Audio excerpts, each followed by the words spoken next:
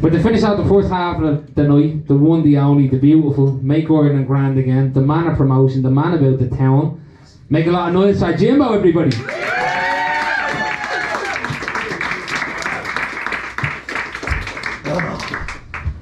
How's everyone getting on? Good? Can you hear me alright without that, yeah? Yeah! I tell you what, we're having the best poetic week of all time. Have you been following me on anything? Yes. Okay, that's good. So, I'm going to talk us through the week. I'm going to talk us through what I've done, and then I'll do a few new poems, a couple of old poems. So Monday, we done the circus sessions, first time ever doing it. And I'll get into more detail about that, it was crazy, yeah? Tuesday, we done Ryan Duggan's book launch. Wednesday, we start putting a poem together for Poetry Day Ireland for the next day, which we performed in the Casino Marino. Friday, we took a day off. It was bollocks. Saturday, done a bit of promo for this, and now we're finishing this poetic week in Dublin's finest and shit, eh? Wow, okay. You got new shoes. Oh yeah, they look good. Fine. So circus sessions, yeah, first time doing it. I rocked up and I was thinking to myself, I'll get in early, I'll leave early. I rocked up 7:15, didn't leave till about 11:30.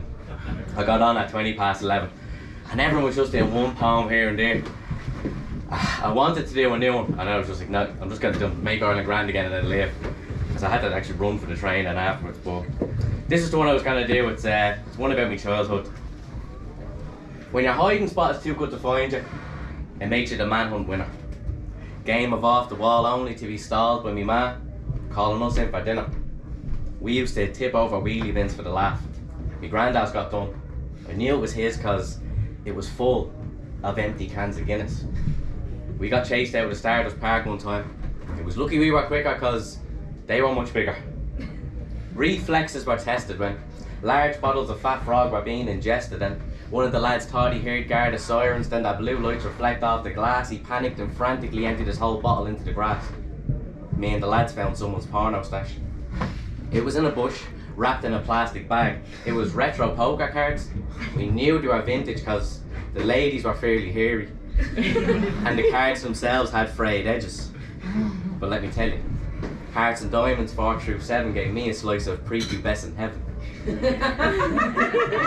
Kicking our ball away after we played against the lads around the corner was the height of disrespect, yet we would always show up whenever they asked us to play again. Speed bumps weren't enough to stop the rock cars from flashing. They built a whole new path down the middle of the wide road, but that still didn't stop them crashing through me best mate Clay's front guard. Dino, the local pyro, would find anything flammable. We would gather, then proceed to burn anything. Scald and plastic bottles would cause Mickey drops, and we ruined many a Dunstar shopping trolley. He was a underage, Kulak-based answer to Salvador Dali. And I remember Johnner, with a flick of the wrist, a little bit of shit on the end of a lollipop stick, hit Miss O'Connor's and landed on our windowsill. And we were found quite quick because he lived right across the road from her. We were hiding behind his wall and could not contain our laughter. And more memories will come to me, and I'll be sure to add to this list rhythmically and share it with the masses so you can all relive my childhood along with me. Thanks.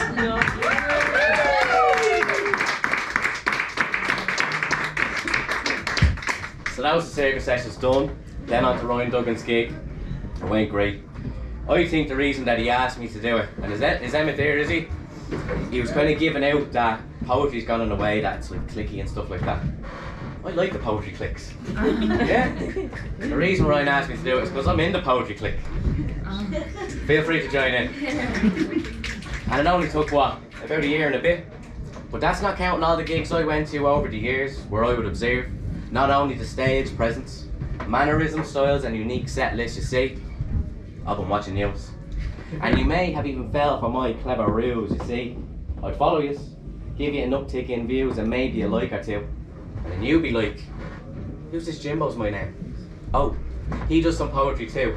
And then I follow back and snap, you fell into my trap, and now I'm being asked to do shows and gigs and even asked back to parties and poets gaffs. I'm in the clique.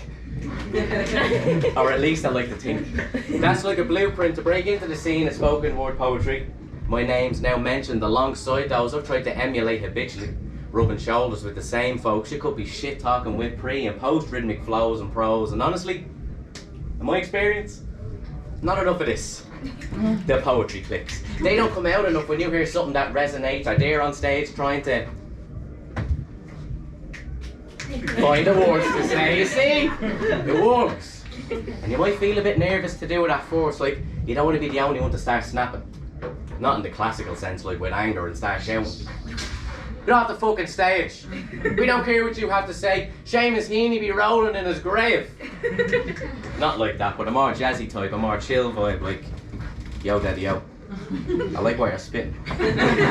Flows pour like hot chocolate and equally delicious. And if my cup runneth over, I bet you can dig it for the silky sublime rhyme styles. Oh, they're exquisite. Now let's revisit my poetic journey. I've been writing since you had to get in your tippy toes to reach a grasshopper's knee. Always appreciated great rhyming schemes, audible inhales when left in disbelief, and always constructive when it comes to critique. Now in the clique, it's not all upsides. I do have to like proofread my messages more than a few times before I hit send. Find myself googling the meaning of words again and again, and spending an absolute fortune going into town on the train. And I'm getting analogies bounced off me noggin, leaving me jaw rocking like I was on it, and yeah, the buzz is bleeding whopper.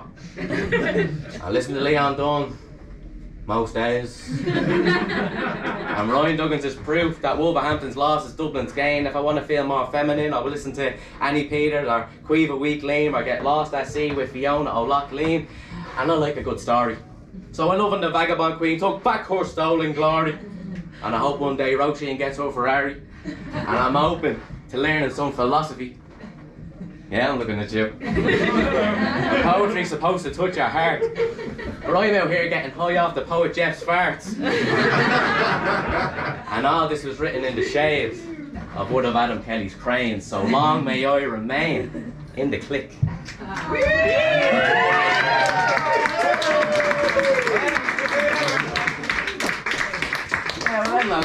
Nice, thanks very much.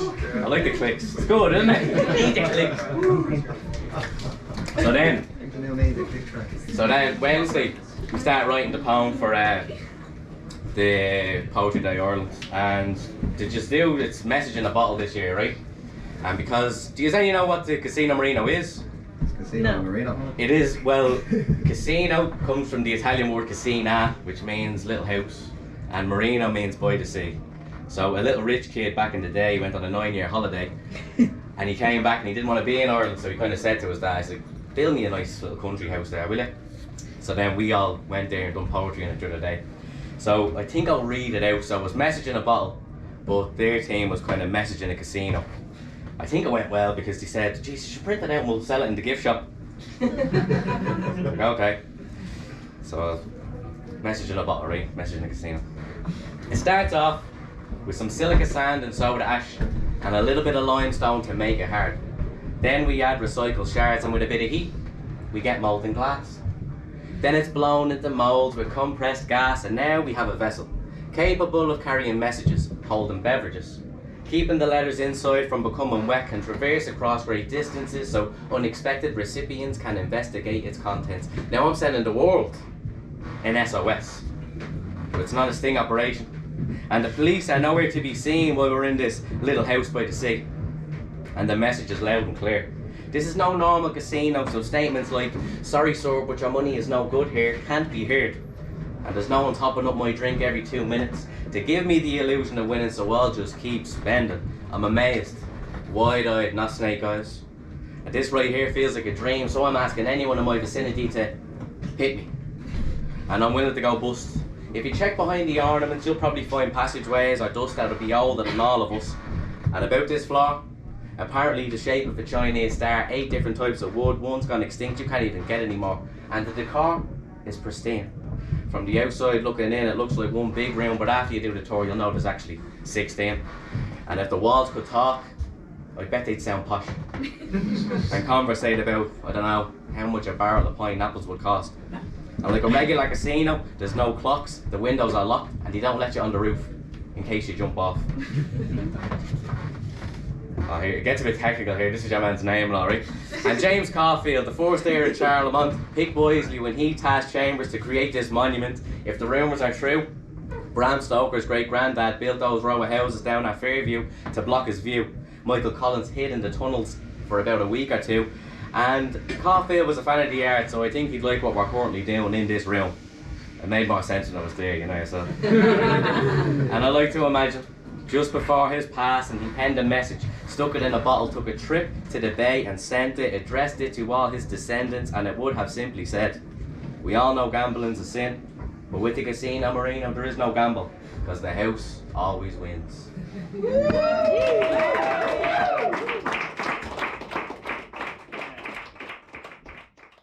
What's up everyone? Your good pal Jimbo checking in. Letting you know there's no sponsor on the video, but if you want to go to jameswdillon.com, link in the description. I greatly appreciate it. Now back to the gig. So I kind of wrote that like the day before and that day, so I was kind of happy it went down well. So then yeah, we took a day off on the Friday and we kind of prepared for today. This is the second time doing Dublin's Finest. The first time, I'll be honest with you, in out of my head completely. Right? It was like my second time over in the Flow show, Emma seen us, so I was like, oh there's Emma O'Brien. He does. Like I knew him from just, you know, following him a good bit. And then when he asked me to do this, I was getting in my head and I was thinking, Jesus, everyone's already heard all these poems, I need to do new ones. I was up here talking about Bitcoin and stuff at one stage. Mad stuff. So, and then this is true, because I asked me dad at the end of it, he's sitting there, Jimbo Senior. I goes, how do you think that went? That was good, yeah. I'd probably just stick to the funny stuff though. Jeez, what? It took me a couple of days to get over, but then I was thinking, I actually do like the funny stuff more. So I went and I wrote one because of that. And it's basically about me being a nosy neighbour. It's called Jimbo, the boy who lives in the window. To the neighbours, I'm the boy who lives in the window. To me, there's a crack addict, a kidnapped victim, one's on the game and a grieving widow. Well, that's the lives I've compiled in my own mind. My imagination runs wild when I open those blinds. One, only leaves the house to go shopping. No problem for her getting the steps in. Sometimes treats herself with takeout from the local delicatessen. Chap beside her has a strange obsession with having the cleanest car and weirdest music collection. He's blaring 50 Cent one day, then the soundtrack to Interstellar Bob Geldof. He wipes down the car so much I'm surprised the paint hasn't come off. Pretty sure the people above him are running a sweatshop. They're in and out of the house with boxes all day, but at least at certain times to let the kids out to play. The family above us must practice feng shui, but only when it's late. The furniture moves around so much you'd swear it was sleeping rough. And down the far end, it gets crazy. I heard two ladies fighting. One accusing the other's bloke he was stalking her daughter. The parallels between this street and a soap opera are not even funny. This other time, same girl lost it. Kicked the other one in the fanny. True story. When there's so much of a raised voice, the smokers emerge to get the best vantage points. Same when they see blue flashing lights. The kids are alright. They went door to door selling lemonade. It wasn't homemade. It was just bottled water with some Robinsons mixed in, but it still tasted great. But probably not worth the €2 I paid. They didn't have any change. Every time the bin man sees me, he gives me a wave. But just on Thursdays. And the lady I said was on the game, well, plenty of male visitors and a new package delivered almost every day. But what did they see? Well, as long as the window was clean, they'll see me. On occasion with a can in hand, dog beside me, ready to bark at the postman or any dogs or cats that walk past. At one stage, I got out the old wig, so they see me bowl a virtual strike or three. But that's all about to change. If you want to see more of me, you'll have to get the train, because I'll be going into the office most days. But now, my neighbours will be grateful to get some space away from my unrelenting gaze.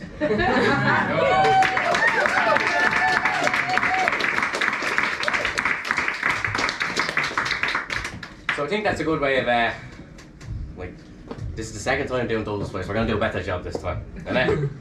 And I want to go back to a couple of older ones that I've kind of been neglecting a bit. Quique was there on Tuesday, and she was doing a poem about periods. And I went like that, yeah, like that. I was thinking from the outside, they were like, why the fuck is he into that? And I was like, because I heard it before and I really like it, I think it's good. And I have one about tampon ads. And let me just see if this works, because Emmett's always saying it to me. He's like, when are you going to do it with the jazz again? It's the first time he seen me was when I was in the Flow show, and I was doing my poetry, and I had like, yeah, a bit of that.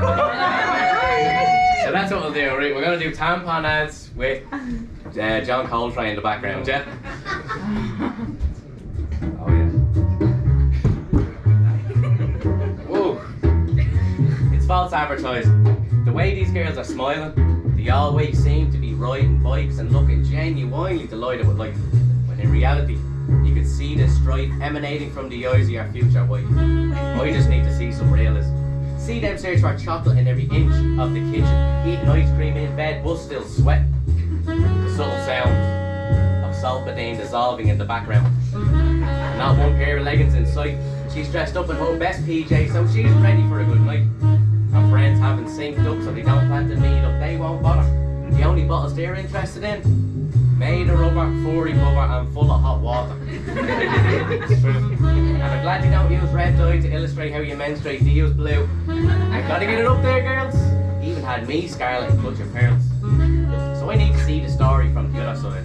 Poor fella on the phone, red-faced in the toiletries aisle, unable to make eye contact in the checkout line.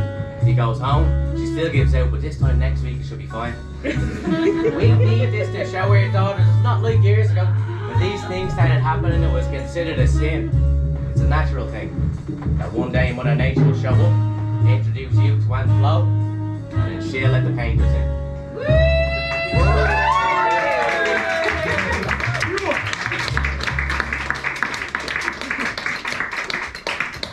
There you go. Revive it. That's what it's about, isn't it? And another one, something that's come to my attention, kind of, like people have kind of been saying it to me. Over lockdown, I got quite fat. I was drinking whiskey and just, wasn't I, eh?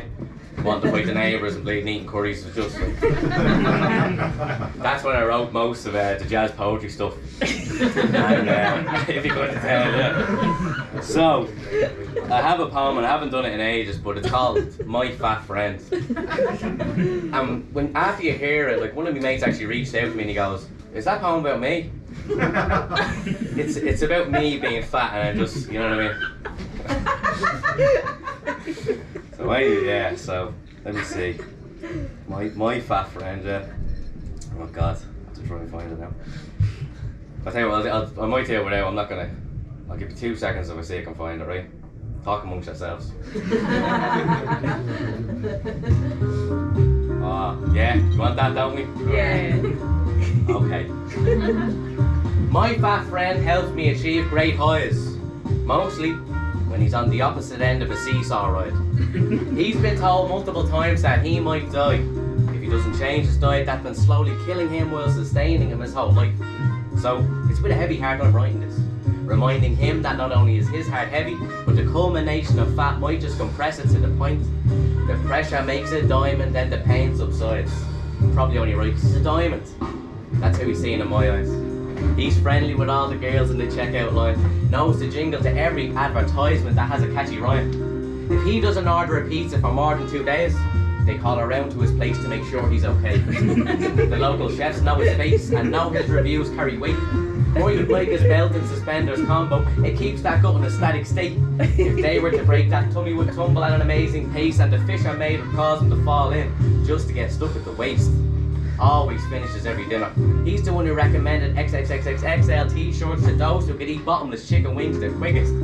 His cheesy grin can be seen immortalised in the winner section of every conceivable cuisine. Only gets angry if he goes unfed. He lives at the plateau of an inverted food pyramid.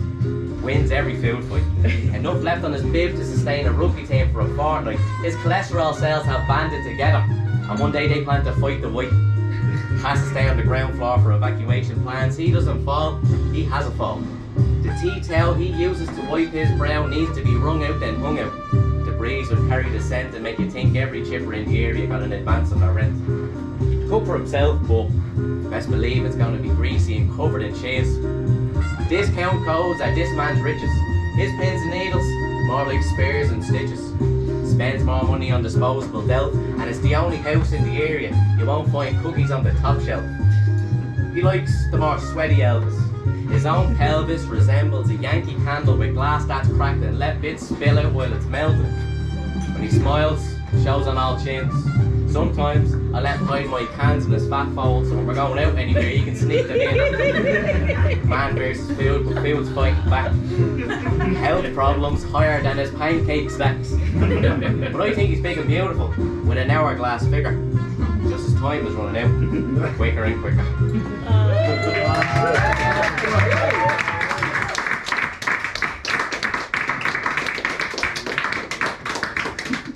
Yeah, so that used to be me. Eat less, move more. Okay. So, I usually do this one because I think it's one of me better ones I wrote, and usually I write stuff and it's all kind of funny and happy and stuff like that. But this one I actually wrote when I wasn't feeling too good. Like I wasn't, yeah, but I feel great now, if you couldn't tell. We're having a great poetic week and everything. Okay, here we go. It's called NDTGL. Do you want to know what it stands for? Yeah. I'm not. Good, I wasn't going to say the other one. I'm not doing too good lately. Nah, you see, I'm starting to relish in people's failings. Once exciting, now trivial tasks, I'm no longer able. Nicotine cravings. All these diets, I kind of can't shift away. And one more. Mundane Monday will result in blood-stained hands while I'm shackled to a Garda station table, refusing to give an official statement. Yeah, it's needed to be typed out, because the words are so filled with rage, if written down would sear the page, and those close will consume the fumes and make you feel like this too. See, I'm not doing too good lately. I'm frustrated at your good news. I hear on the daily, everything on the telly irritates me. I feel like I've ruined lives and not been there at important times, so memories you can recall easily to me, they're vague and lack clarity. A what if mentality has me lashing out internally, so even if it's nicey nice on the surface, best believe beneath it's being said through gritted teeth for an internal release. But even after that I can't find peace, not even in sleep. My dreams haunt me. I'm not doing too fucking good lately. Life itself is magnifying my failings. Sharp change of direction, this knee starts grating. My mental health right now, it's in a cruel state. I'm destined to be broke forever and have everyone hate me. But in this current mood, I prefer the lonely urn sitting in a church that's empty. Take solace in the knowledge that if this is now out of my head, you won't find me anywhere near a topple chair dead, having those closest to me grieving the fact that I cut short my destiny. You're more than a creation of your ancestors' naked gestations, fighting Father Time and Mother Nature. You were born, so let's explore what that reason was for. And yeah, life right now is probably shit, but it gets better, so make sure you stick around for it. Because it's okay, baby, if you're not feeling too good lately.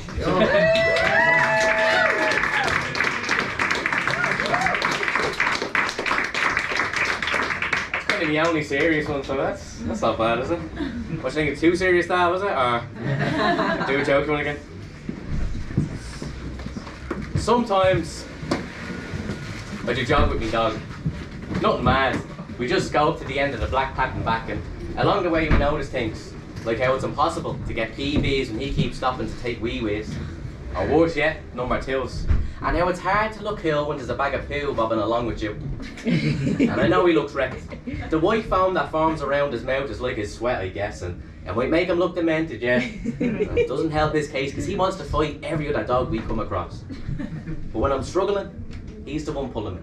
Sometimes we stop to watch the sheep, because daydreams are everything. And we'll go out again, because this is what he loves. Some belly rubs and a little run. Yeah. Bring it back. Okay, this is my last one. I'm gonna wear the hat for it, yeah? So some of you are probably sick of hearing it, but I'm not sick of doing it, so okay. Thanks for being with us in this lovely poetic week. It's been amazing, hasn't it? Yeah. Yes! Okay, good. I want to go back. I can't say exactly to when. Not so far back when the spuds were duds. Civilians dying in the rise, and before Dáil Éireann came to order, or all the troubles on the border. I'd like to cherry pick the best bits, when Ireland was grand. I'd like to talk to those who built Newgrange, ask how they turned the winter solstice to a T, when Oscar Wilde roamed the streets, or James Joyce during Ulysses. Celtic Tiger in its peak, and the only bust in sight was Molly Malone's. Everyone has a Tamagotchi. Italian 90 playing on the telly again, and fuck Scalacci. Tonight Christopher seeing red. Aspirations higher, Nelson dethroned and erecting the spire. McGregor, not when he was flogging whiskey to outfellas, when he was made champ and there was talk of putting him on the stamp and the coinage. The belittling of Rod Little. Ah, no, Eamon, leave it bleed now. You wouldn't give a slip to Clester. And of course, Celtic. What if Georgie Burgess got the snip? Garth Brooks has played some gigs. If Barry McGuigan had weak wrists or Johnny Logan had a lisp, we'd still be dancing in Billy Brennan's barn or around a pint of playing. If I drown in this nostalgia, these are the grand times I'd want to be found reeling in. I'd keep on 'em. I like 'em. Katie Taylor thanking God, another try by that lad bod, and less ATMs getting robbed. Pre-foot and mouth outbreak post, Henri's handball heartache. When the Pope came and kissed the land, that was grand. When we could withstand an orange weather warning, that was grand. When all the snakes were banned, that was grand. A time where everyone who wants it gets the shift. We all get taught French by the girls in Bewitched. The batter on your Bordeaux fish is always crisp. Fearless Paul Kimmage questioning Lance on his drug stance. Michael Flatley's ankles are wringing wet as a river dance. The 32 counties, if we get the chance. When the smell of our factories wafted through our streets, the mix of Cadbury's hitting the breeze, blended with potatoes, onion and cheese, perfectly in harmony. Father Ted gives every eulogy. And we stop mimicking the states. They want to be great. We'll settle for grand as long as their homeland is where having the crack originates without debate. Michael D is handled with care by the safe hands of Packy Bonner so he can lay a wreath whenever we need him. The leaves are always in free fall on Raglan Road. No matter where you go in the world as an Irish pub, we communicate in wink and elbow code. If we live with the clarity of Padraig Pearse's pen, we will make Ireland grand again.